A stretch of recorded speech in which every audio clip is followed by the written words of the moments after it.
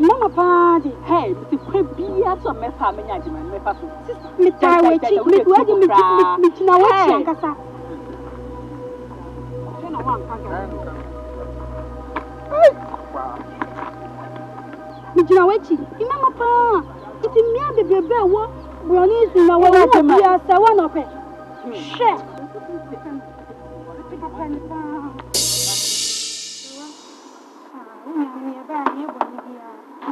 I'm saying, Kenya, Yamabi Kosokra, or Kumasi, I am Kusokra, Yemen, one said, Akobia, or Pen, Adima, and the India. But so him say, Yamabi Kosu between Yadimaya, Shenetraso, because Kenya, Adima, Intina, now, never better. It's only said, because we are Shenetraso, cry, and idea. Yes, I did. Asante Akan Twi. I didn't talk about me near that. Yes, I say, when you say, I demand any thing I demand to me about what me pack of you. It is I demand me what means me. I demand me home, man, only me before. Meet me from my demand, say, oh, not demand to be any mini demand. It is a copy of him, so I demand. Uncle, no, I demand, say, I demand me. She eliminates power. Rama me wa sa wa no to be wa na wa because of the tawa na wa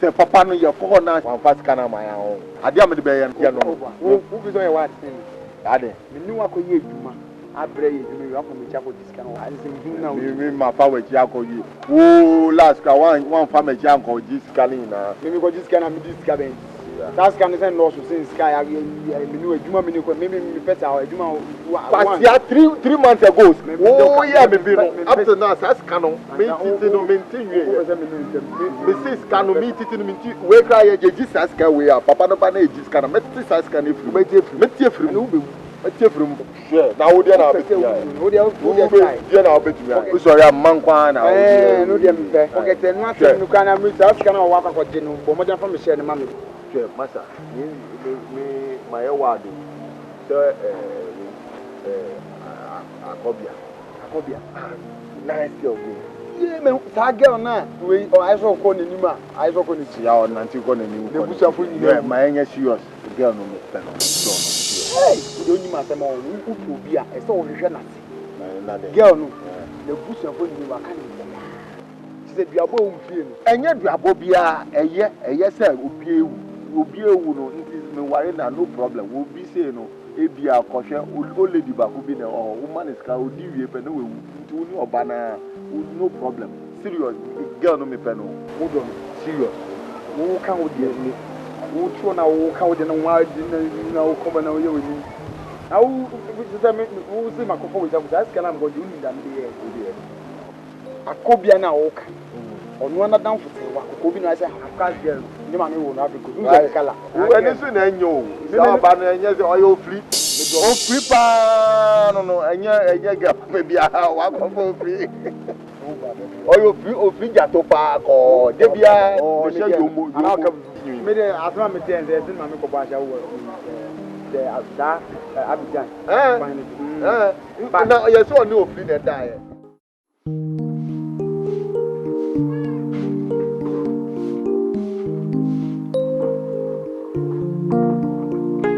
What is wow? I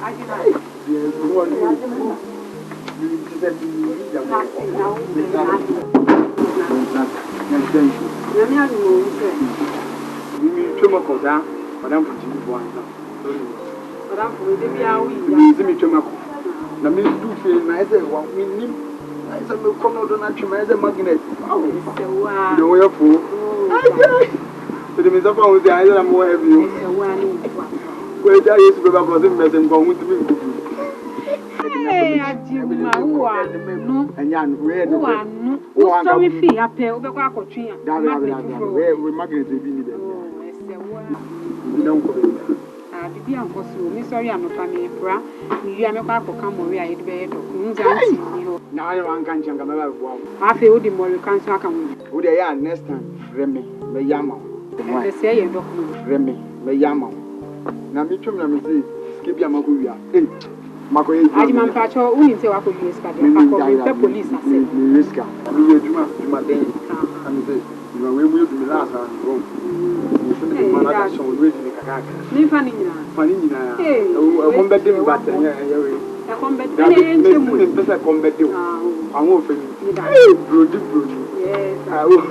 I don't want me for your plan. Maybe exactly. Why am I here? Oh, I demand the best to see out. There will be a the what the what? Good. I don't want to play. Sorry, we're going I will go. The focus will look alive. I don't think they're cheering me. Cheering me, Jimmy, when you. I don't think they're cheering me. I hear me. Boo me, go so. I don't think they're cheering me. The way anything. You don't say what's in me. We are coming, Quank, young Kum. Who knows all the talk? You go there. Hey, it's just like you know with him. You could walk my father. Father, let me go to you. Come and just a minute. I'll be part of Kunama. I started in the name of Madame, I'm the Kumbra. Hey, let's give it. I just prove and I made it. Would get me. Well, what do you mean now?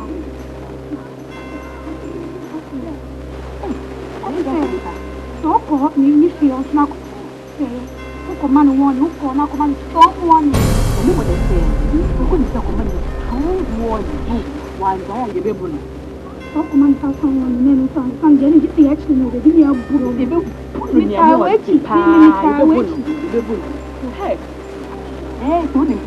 one is you? Well, did you tell me now? Yeah,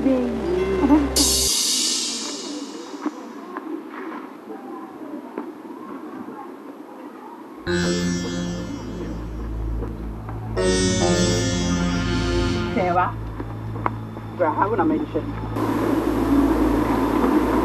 Baby, I have to buy more warning. And free and never may say no one has a room. What did they make? You put that in my banana to back, having people on the spot before what it or be a shower in a building to my do. Mammy catch on out once and midnight may bad wire. Just to say, I worry. Jebewari, you make an old thing. Me see a bewari. And to me, this is the last of and then last of my warning. Wouldn't let me sham of him out. What your mammy do? The mouth will be content.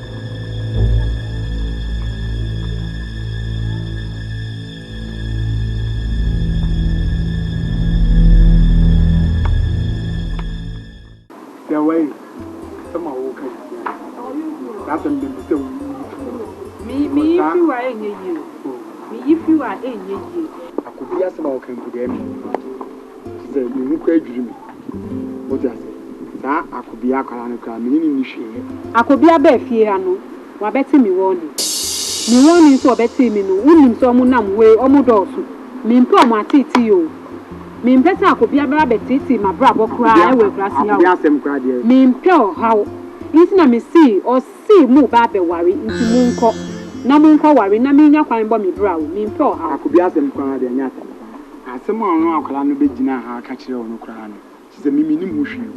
Mimi ono nam no do me me just me ni kwan ni sa na makwa say me ko do. Why now all do bia nipa no do. Mimi akola. E na obi hu no chia wa me nim chia ni odo asem. Me nya akola. Forget jana sem kura to nche no me say bibi kura na ha no. Fini fie. Aba ofie abete won ni say na sem Friday fa to nche. Me bi asem papa pa na bae. Asem papa. Ntina mpani for say. Asem bi sa ba bi asem bi pum.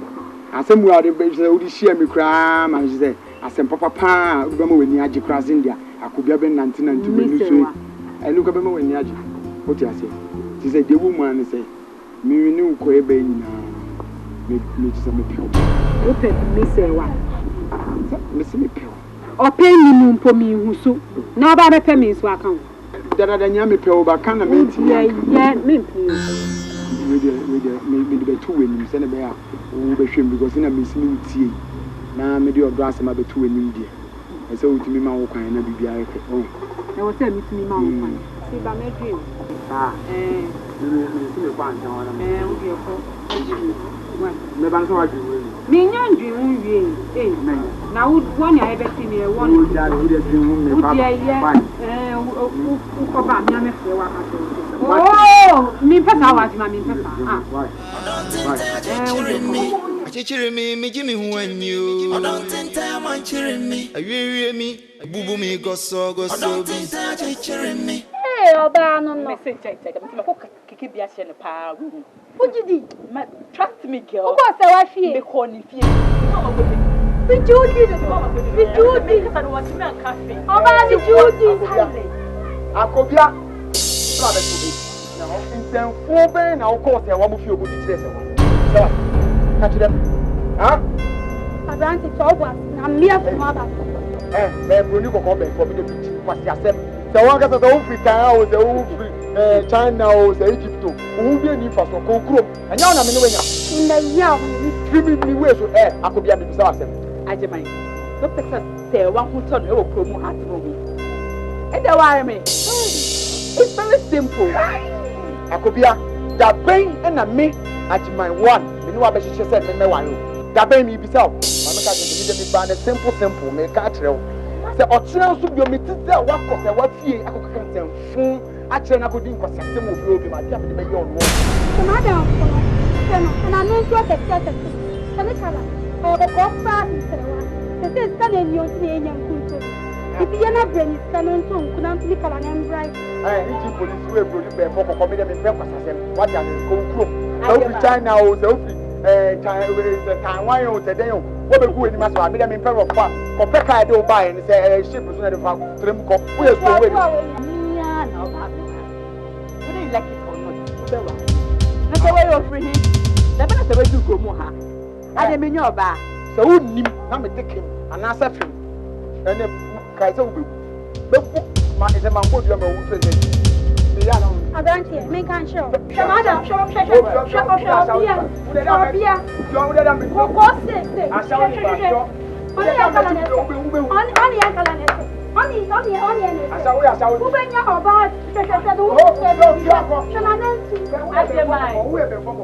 Ademai. Ademai wa Ademai. One, Mr. Beba, you were happy. Oba the book of the about. Relax, not you say and come on. Don't give me. Beba. Oh boy. Beba. Now, the one you know of catch channel.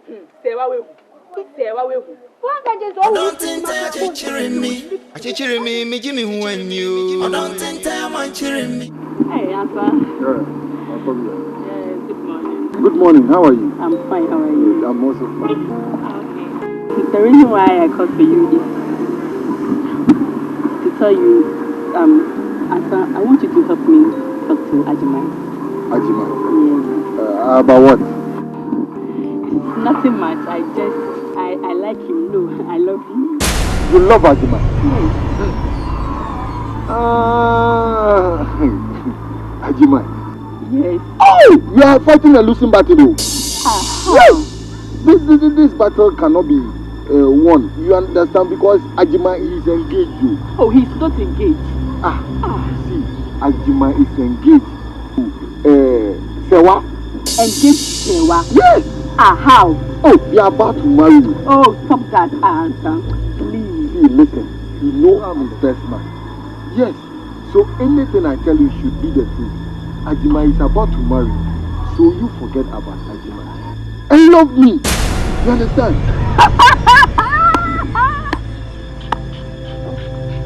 Love who? You. Standing there. Oh, look at me. Come to see my dress. Look at this thing you are wearing. I beg you. Oh, if you know you can't help me, then you better forget it and stop that. Nice lady like you who speaks English. And I also speak English. Just love me and you love each other. And that's all. Ajima, foolish boy like that. Huh? Look at the dress I'm wearing. Too much, oh. You must be joking, Nasa. Oh, seriously, you must be joking. Love who? You. Yes. Oh. You know what? Forget that. Oh. How? This girl is wasting her time. You have to love me. And then we'll all love each other. As for this battle, Akobia, I love you. I love you. I love you. Think about it, huh?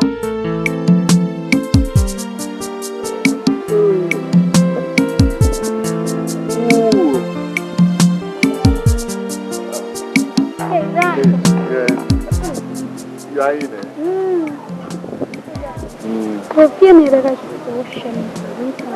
Oh, I'm back. Me and Mesuma is on Munkroma. Wadampo, Akobia. Oh, Akobia. On Rentina, me frono. Akobia, your baby, me don pa, me penasa pa. Na maka and so on Panagima. I just now we are not done for India and come to say, so Ubi to me. Now when in a casa, oh, now what's him? So the BIA, they all fine. I just I told you, you're not so, oh, fine. Anka, Uchanka, you don't go blue your walk away. Dear.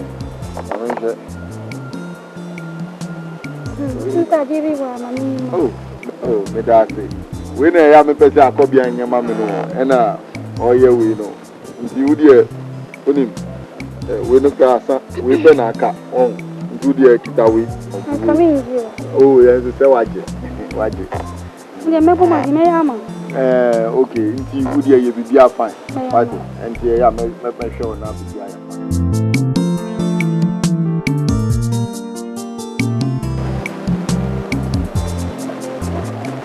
Asante. Hey, Ranza. I say. Sumana Misuma no, how far? Ranza, well, Sumana going to well, if I know she meant me, I don't she. Went to me and ye. Asante, last now, first day no me Mauska. Another time we say woman no, we see a net would ya say, we be baby mammy why now Miss Amma was cano. Want to me a yard, you know. Well, you can see your beer. Me worry, only. Now, so worry from over now. Who you any Panada for Namisi for ye we are for ye, we mammy are now. Who are bound to me out there? But I didn't know to me, I can't just to me. What you miss cafe, Mamma was car. Say, who to me, I can't just second dose me. What I just got who to me, I don't know. Who are the own? I'm a oh, Kevin, hey, there was a one. Menua Kadia still. Come on, bit of time. I fear. When Macacho said, your baboon soon, and young Pose Macacho, see the awu ye me who suit me, who the old part. I dare see we cry. Oh, and you for can't handle Jaunimia. Nana Macasso, we have to mean until you wouldn't know what Baba when you know. Nipano, when you zoom. When you say that, yes, Lano, Matobi. Oh, into Matia and comes in from Abionka. I feel I'm a way to mount Tikro. I'm in trail. You could the fun one, now the Sianwa. A cut is Abionka. I want him, Mammy, and I want blah blah. Oh, I'm to be back to see Giant. You could see now we need the Giant. We okay, dear. Now what you Back who's it me now? I mean, that's a make you. Eh, don't you, I'm back when to be what the what else was I the heat? Heat that Jawa said. Who's the back of Martina? Ah, oh, you're getting your mamma and also. Who's the back of one shot. One shot. Why? Yeah, I do tell me I'm crazy. Hey, why? What the wow? Listen to me.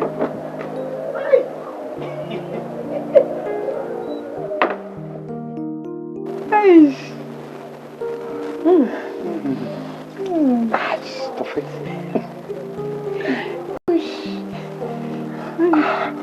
Oh.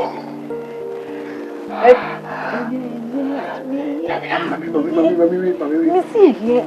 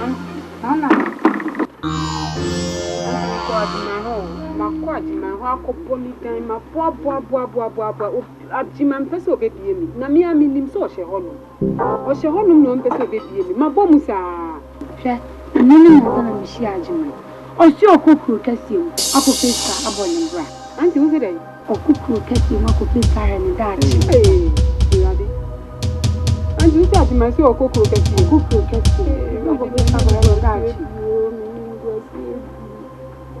Ngozi ya kamyo anti na tete Ajima nim so ogogoro kasiem na wa mami amani onim so ogogoro kasiem ni shi ameza anti she ndi ati mi Esia usi se wa enva ajima enfi pro kasiem emma enu tina le wa so bu na ko ya dia we ba ko mi ni fu anga mi bre mi be na enye ba ko be se na enye sie mi unti mi nya bibia tuna usu na manyi tene yira enye wo kuwani nipa wani nse okomu a nso mi gwa na me kura me ngwa enye wo itina me wa ha no onyame wo ho enye wo kuwa itina me wa ha onim dia wa ye itina we dwane no onim dia wa ye sisi ajima okọ pro kesi o ka se wu ni chi akohwehwe ni bia ugo hu ni we se wa ugo hu ni we esuya wu ni amwa esuya wu se wa na bi ba ingole wa nyina hwe ti no mu nyina o mu ko ba mi gu ami ni mi gu ami ni mi na gu ya siri na we nso abeka hu ma won siri eye den akola na obe wu ni ni ngwasi akola ibi asema wanwa asem tu ntwada eyampa ewo me ni ewo ye nsususu ye kesi eda mu eye no kre utimi dansi wa ma okura so yes enye wo esi oba akwan abo abi awura mu nke ya hwe ibi asema wanwa asem tu ntwada eyampa ewo me ni ewo ye nsususu ye kesi eda mu eye no kre utimi dansi wa ma okura so yes enye wo esi oba akwan abo abi awura mu nke ya hwe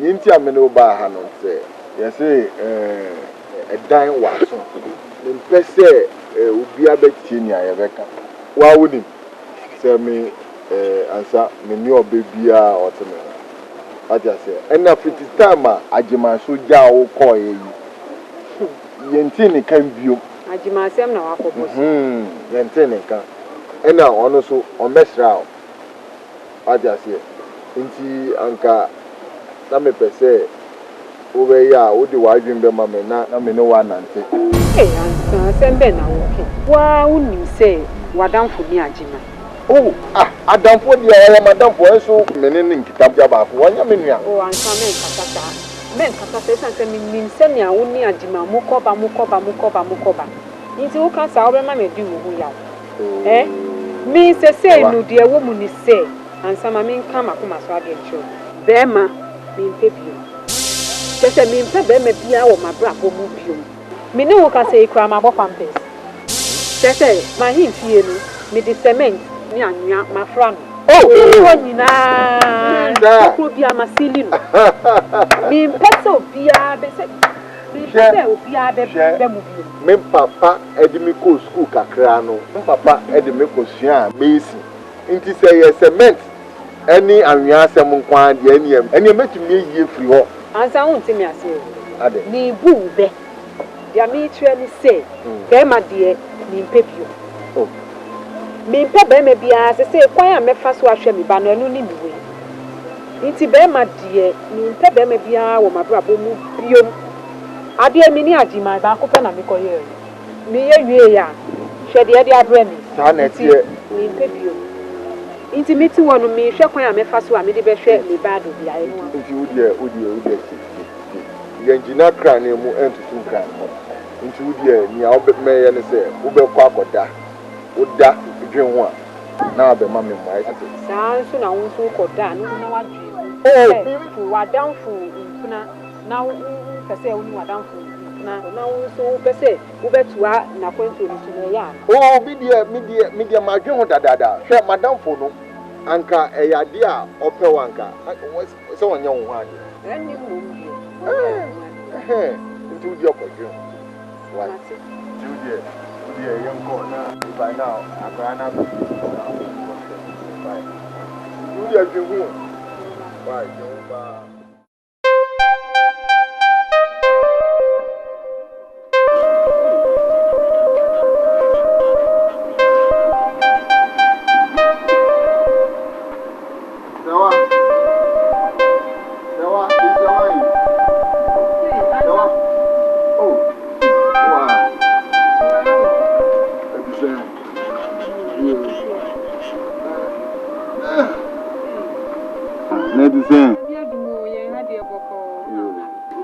no boni na miko market na mito ebru kaka ni baire kaka mo ansa waye bi fi bra jimaja ye nyina waboa ye nsa uda so boa ye na mi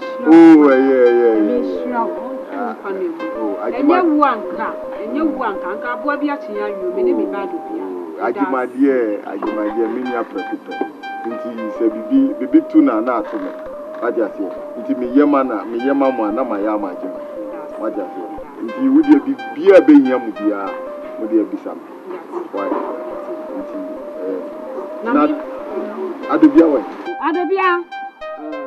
adobia u friend ba kwa o jisu adobia bra saba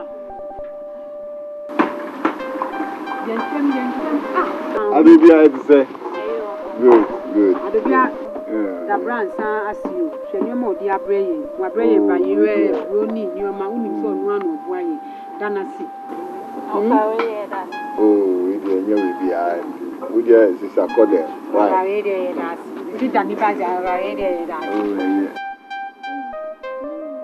kan ba kuma why why mi mpe bibi ma there be meba fie nyume nti we dey meko why mbe hu mi nyume Yami shira mo meba nyume why Bye-bye.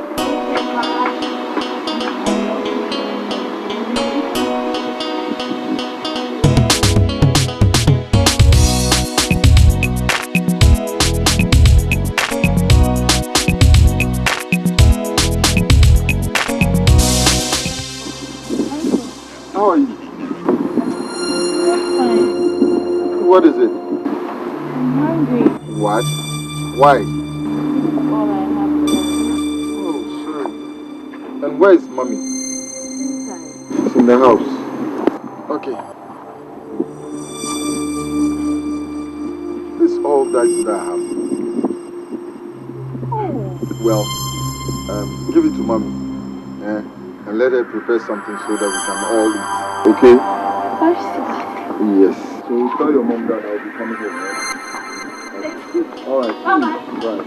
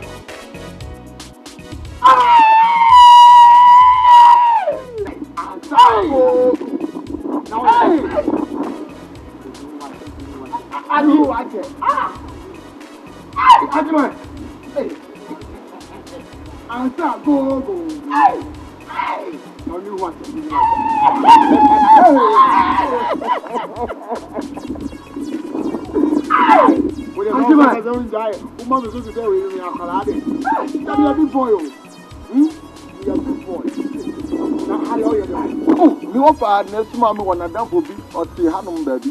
Gonna give me free hot and me. So me see now the ones about to do Kevin. Oh, about what getting to do. Hey, me owner. We are house boy now. We owner something cheap fancy. It's a over for feeling a bit. I mean, you have boys over here who are born channel and about to do a channel. Let me. About anything. The back is just send me the book. You be Siama me be a friend, Wally the Jacka. Which is Aboriginal Ria, no doubt. Of it, no about it. Don't go to the able to meet her. Oh, the mission time, Michelle, Julia. No. I can do you and do now, you. Just 1 week ago. I'm just an out about you. So, one kind of. Ugo, a tiger now, no. Oh, Baba, 15 years. Yes, because 15 years. I am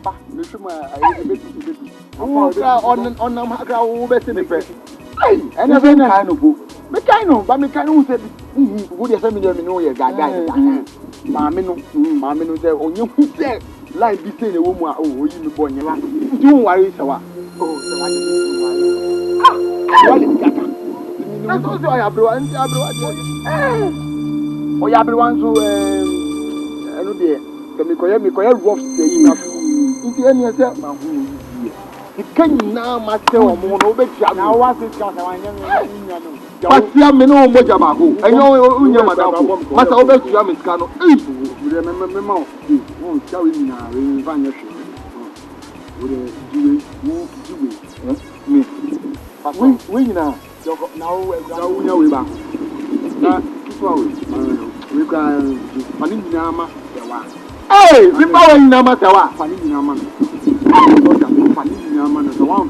Farmer no one farmer is on the bush, farmer. Oh, now we repeat your group one at the out now. My father, I will take you on the way. Farmer. Oh, there. Now, now call one call India. Me call station. Now, who comes? Nothing. If I met you, I will call high them. Doesn't matter. I will send you. Ah, who can do I interview? I'm not a kind of interview. Why? Yes, Mamma wants them to Jada. A yampa, a woman here, why am Susu here? Cause here the moon. I am no crack. What's in me that's one more crasso? Yes. And you what? It's your back, why I'm boy be a room. Okay, yeah.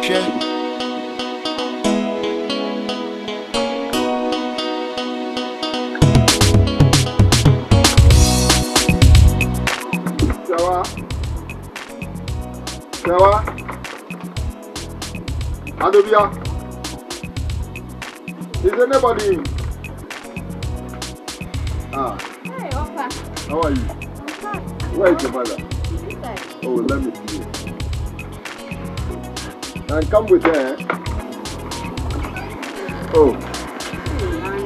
What is there? Oh, there be me contempt to what's the Raman to Yamba? Me can't anyone. Me walk out to my make Who called to see? Na, I'm on my dear. Yeah, Look for whom Ajimai. Ajimai, Tiasia, oh, Ajimai walk to Cassium. Sir, me say, me call her sister back. Ajimai, near Mumu, near man, no crack. Me won't know or say. Me catch and say me back. If me can and also want to make sure me say my man. It's your mommy. They say me from them. Mama, 20 Ghana we say. I say, me for we brown now. Me pemono on one baby. Ajima baby, you know. 20 Ghana no to me them out. Me so be kite. Why?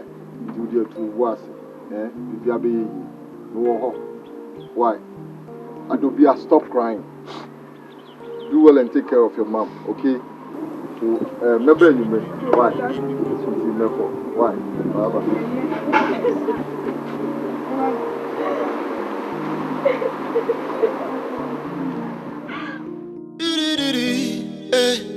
Once, me uncle Barney.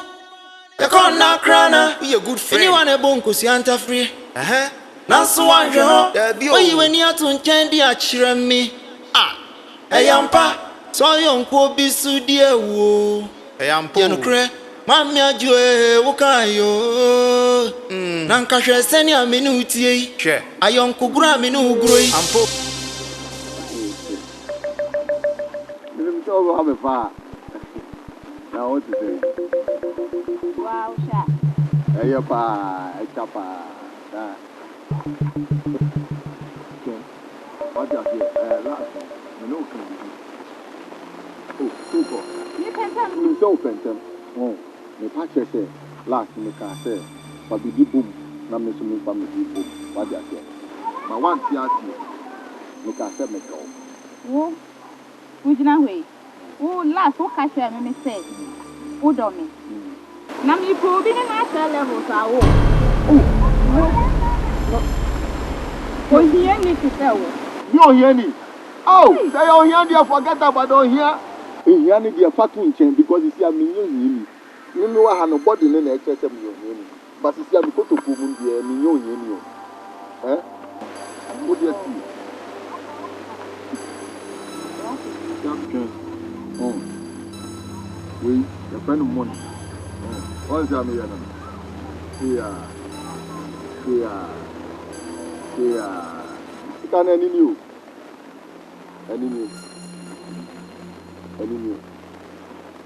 What's that make kind of?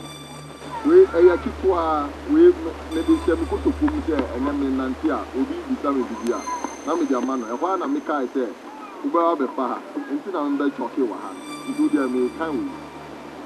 We cry, I am mankind. You better go from the area, dear. I just hear. Oh,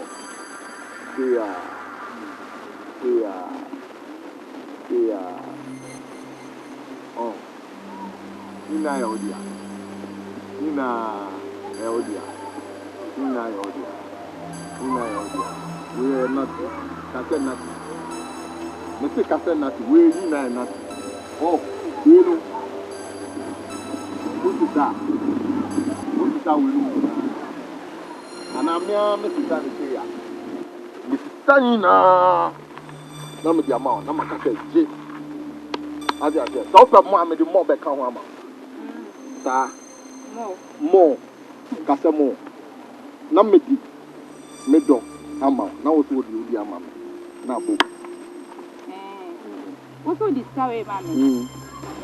It's standing in a year. Now, mammy started now.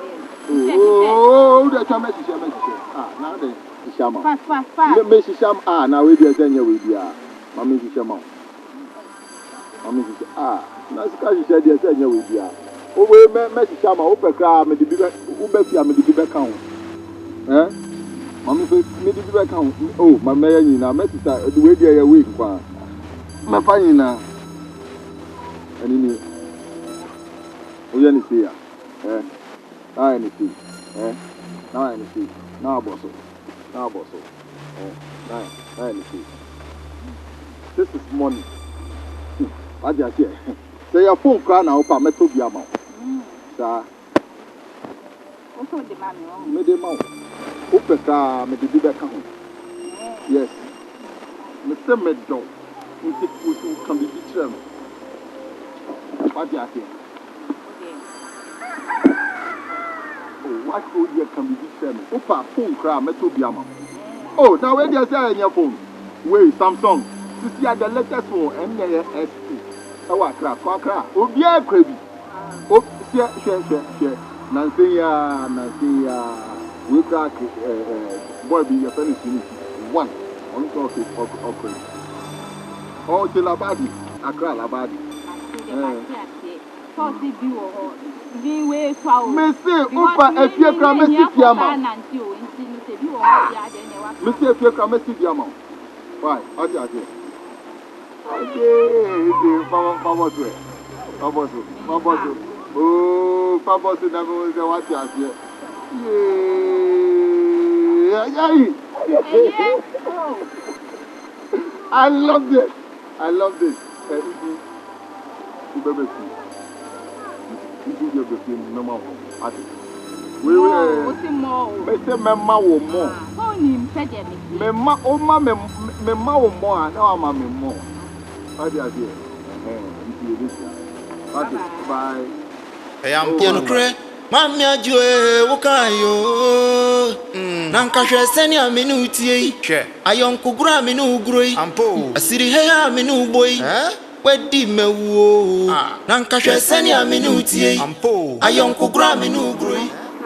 Once I owned Nancy or Brain, Menkani, New Man or the Abat Nancy Ampo, Panchi, see, Mukasi or one or the buy. And Grammy said that beside Saint, the all ye na. Then now, because I am now for Fakake. Now, so meeting would name me and the man can't have me. Meeting would name me back say, Younger some year, my dreams and came me. Come for what's nothing. Akasafa, Atabanton, a yansan. Show me one. What is Mamma, Yama Kaka Banchini, and Woni, Bordiano Sabro, and money the duty. So I say, my winning now, and many dear Dahopa, many, Mamma, me near Dahopa, or the buyer, Betty. They say, dear, my near Sican, scan, and mange, why? Hey, oh, money from I didn't more scanning call. About Van Samabao. Nancy, a bray out to you, scan or the banana with the mouth. Master, dear, young answer, dear, or the scanning by magic. Nanama, Nanama, Nimpna, Conya, Sika, the baby or the baboons as it was Sansa. No, we need to change. Oh, men do to us, and the Sika, I am or the baby. And I am bad. I don't know about the clue. I told you, Mammy share with you, and I'm not in the shop. Cobra never won young me.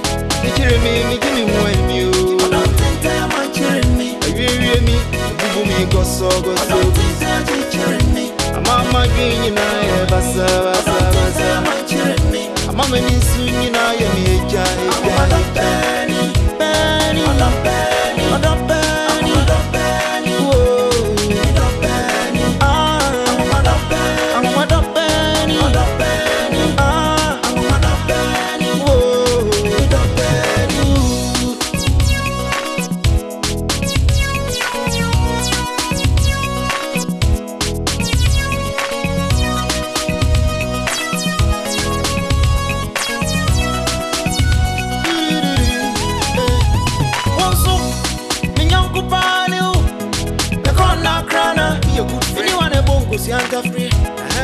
That's one yo. When you to intend the actual me. I am pa. So young go be so dear. I am poor. Mamma Joe, Wakayo. Nanka send ya minuti. I am Kubra minu boy. I see the hair minu boy. When did me wo? Nanka send ya minuti. I am Kubra minu boy. I see the hair minu boy. When did me wo? Video. Oh, I didn't know about that. Like the dad, I was in the Oh, sorry, oh, because Tony, I'm going to cut out and make it be up. I just, my Codiga, on your mamma Cabro. Mr. Tony, you know when you're fine. You're Sarah laughing. Mr. Sarah, you are Milo too. Oh, you're connect beef. Oh, and I knew always you. Oh, you mean so the best is oh, the mention,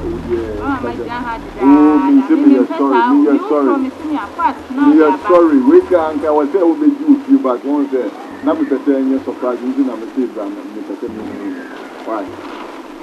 Don't say. Let's open your money. Oh, fine. I mean, I do back. Yes, I am. I chose a side and I am. I don't know more. What can I say more? One can more. Oh, more, dear, more. I think I was cutting. Okay, with your more, with your more. No, rather than we just should be in it. Fine. You'll die.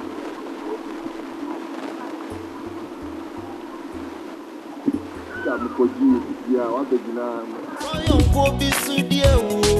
I am poor. Mamma Joe, Wakayo. Nanka send ya minuti. I am Kubra.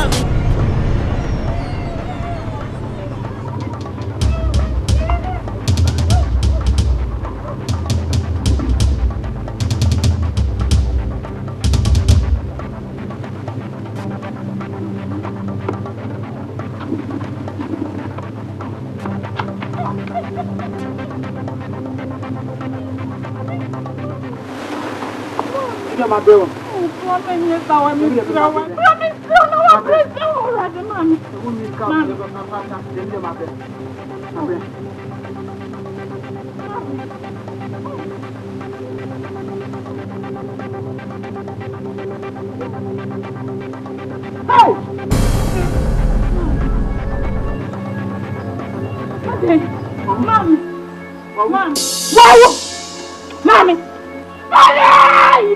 Mommy, oh, Miss Sonia, but you're very good.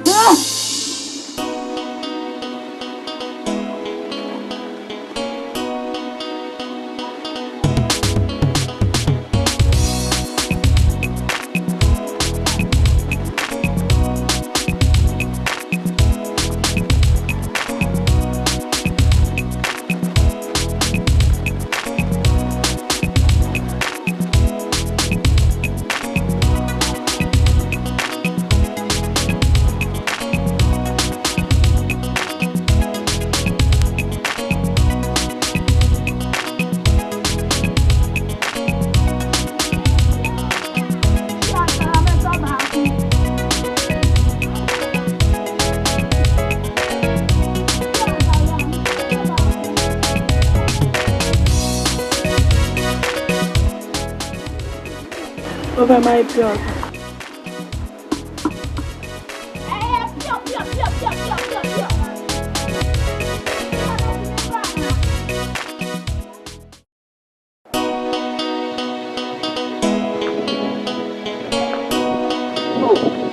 Adobia, Uncle, how are you? I'm fine. And where to? I was just coming to your house. Oh, is that so? Yes. What for? You see, I wanted to see if you can get my father's number for me so I can call him. Your father's number, I don't have.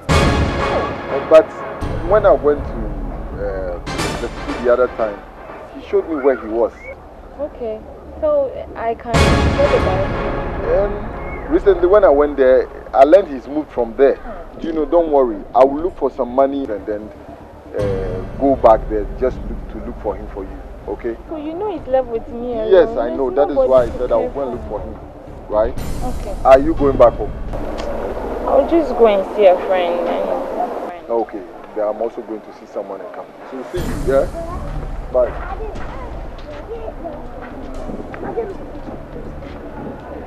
Adubia, I don't know why Busansa.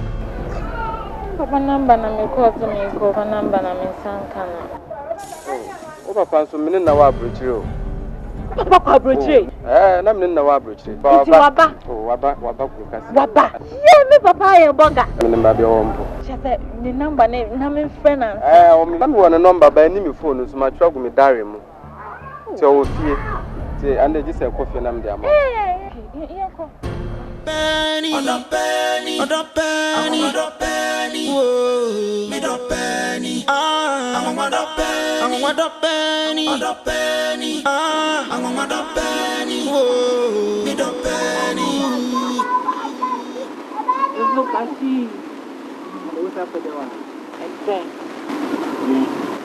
Look at you. 1 minute. Who beside him too much? Would you put credit to ground dogs? That we use for credit to ground dogs. Added. Problem. 1 minute. Papa Bangao. This kind of credit. 1 minute. 1 minute. 1 minute. Evocacy. One phone number. We have one number. Yes, sir. Evocacy. Oh, chef, you for a Bangao. I'm not credit to Grandma. Yes, sure.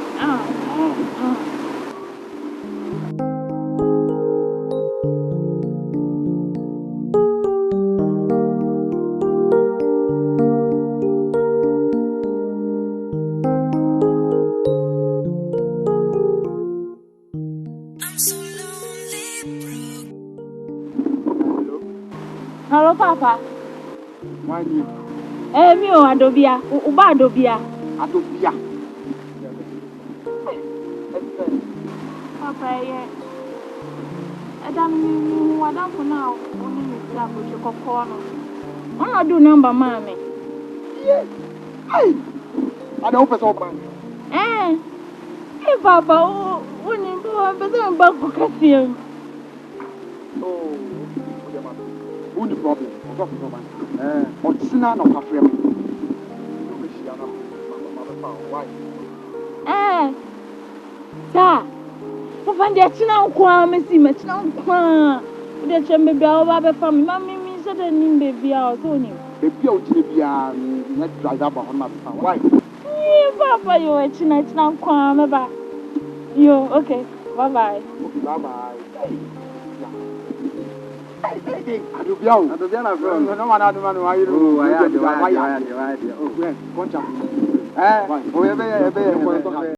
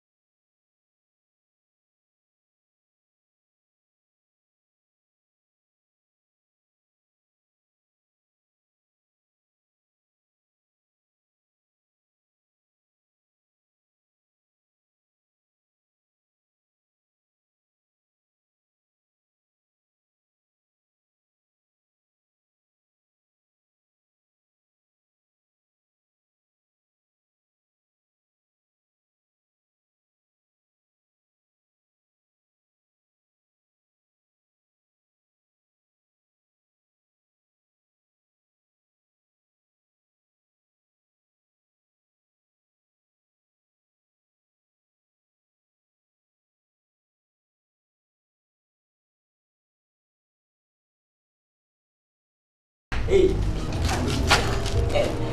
Adubia, hey. Hey, one bar. Yes.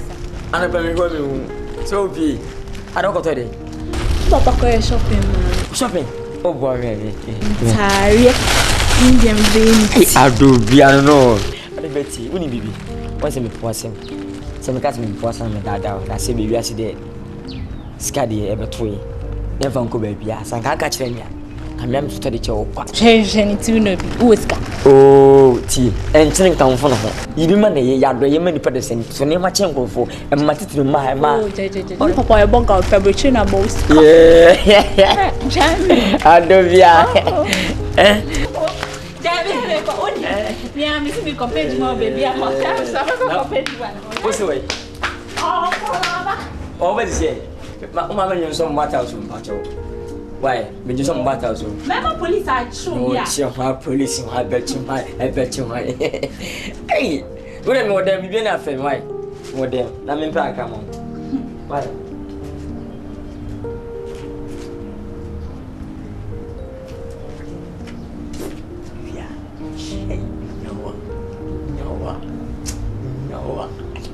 It's okay. Adabia. I did have some face man. You want them to say TV no quality. I'm not to my wife. I go.